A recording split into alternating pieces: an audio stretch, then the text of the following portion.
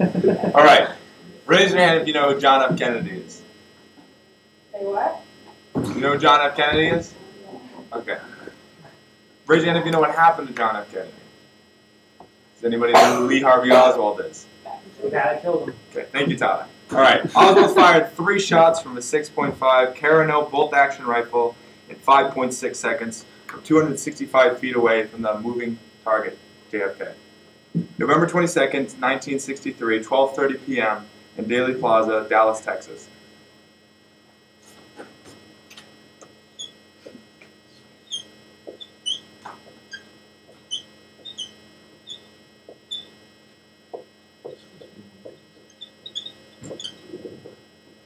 This is the depository building in the Daley Plaza.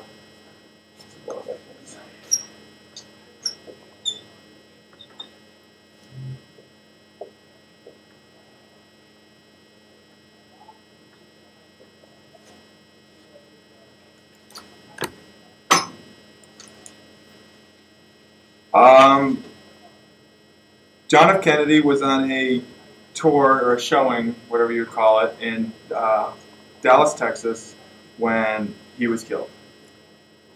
Lee Harvey Oswald was said to be on the 6th floor of the depository building. JFK was making his way this way. Right?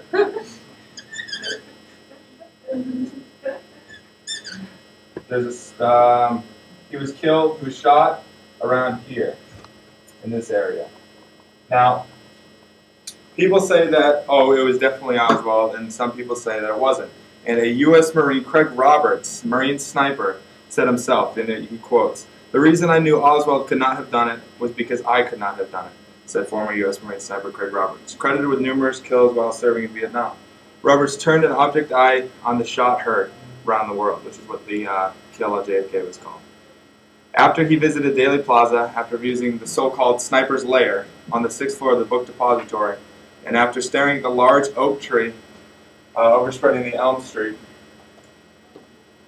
Robert said, "I walked away from the window in disgust. I had seen all I needed to know that Oswald could not have been the lone shooter.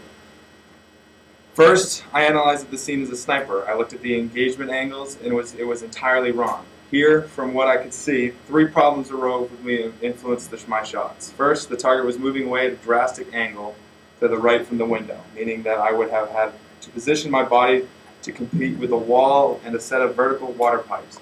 This should be extremely difficult for a right-handed shooter.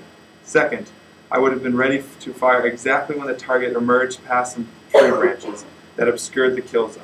Finally, I would have to deal with the 2 factors at the same time, the curve of the street and the high to low angle formula. The law of physics Oswald could not have known." Other reasons, which studies the time frame that Oswald did things. At 12:30, when JFK was assassinated, 90 seconds after the assassination, a patrolman, Marion Baker, ran into Oswald and went to the depository building, because that's where the shot had seemed to come from. And this is 90 seconds. He had to, it was in the 2nd floor lunchroom area. He had to run down 4 flights of stairs. He had to kill the President of the United States, stow the gun away, climb 4 flights of stairs downward in 90 seconds, and bump into a patrol officer. And the patrol officer and the person he was with said he wasn't even out of breath. He wasn't nervous. He was nothing. Instead of leaving right away, which is what a normal person would do, because streets were being blocked off, he bought a Coke. Witness Miss Reed, an employee at the building, said. Police were closing up the walkways, and for some reason, 10 minutes, the building, even though the shot seemed to be fired from the depository building, it took around 10 minutes for the police to actually close off. And witnesses said they saw Oswald leaving with a group of 4 people in some black car, but others say he got on a bus. Somebody said they saw him got on a bus.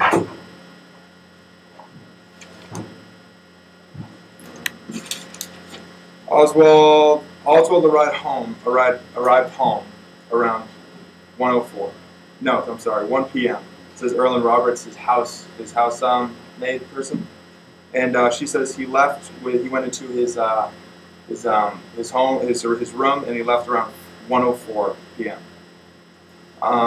J.D. Tippit, who was a police officer who was apparently murdered by Lee Harvey Oswald, and Lee Harvey Oswald was actually convicted for or charged with J.D. Tippett's murder before he was charged with JFK assassination.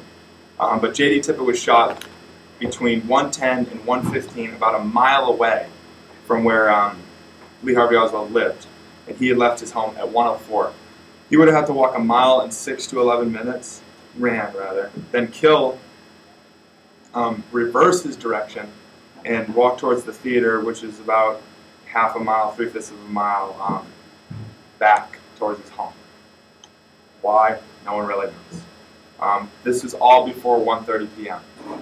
When he arrived at the theater, he did not pay the 75 cents to get a ticket and to get in. And when the cashier called the police, even though he had $14 in his pocket, he still didn't pay for the ticket. He could have. And when the police arrived, there was more than reasonable when the president was just assassinated, and around 10 to 15 police cars showed up to the theater because somebody didn't pay for their ticket. So someone had to know that he was going to be there. 2 days after his arrest, he was shot and killed by Jack Ruby before he could be tried. Now, there's a video that I want to show you which also gives something. It's a strange, really strange thing. Could you get the light for me?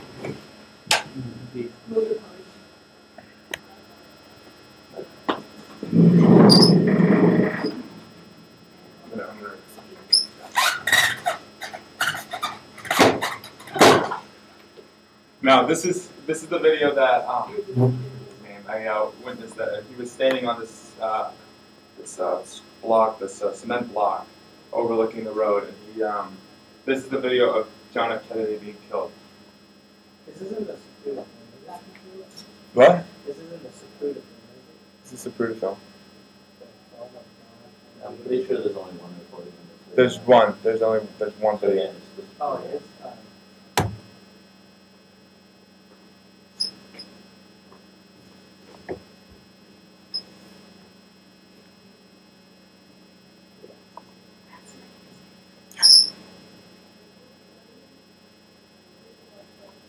Okay, right here you can't see John F. Kennedy anymore, but when he appears from around the sign, you'll see that he has been hit or something's wrong. So his arms are up. Something's up. Right here. Oh. He takes the second shot. Now, 3 shots were fired. One went through his arm and torso, or actually one came out through his neck. And the last one was obviously the headshot. But there's something that I want to, now it's going to be the headshot part, so.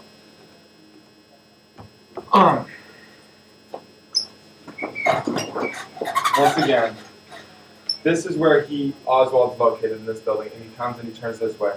So he's facing, the car's going this way, and he's facing away in an angle, and the shot is supposedly supposed to be coming from this way. But where does it look like he's getting, where does it look like the bullet's actually coming from? The front, and his head goes back into the left. And there's also another conspiracy that says that there's a picket fence and bushes in this area, and that somebody had also said that there was a puff of smoke that they saw from this area that they said that killed him.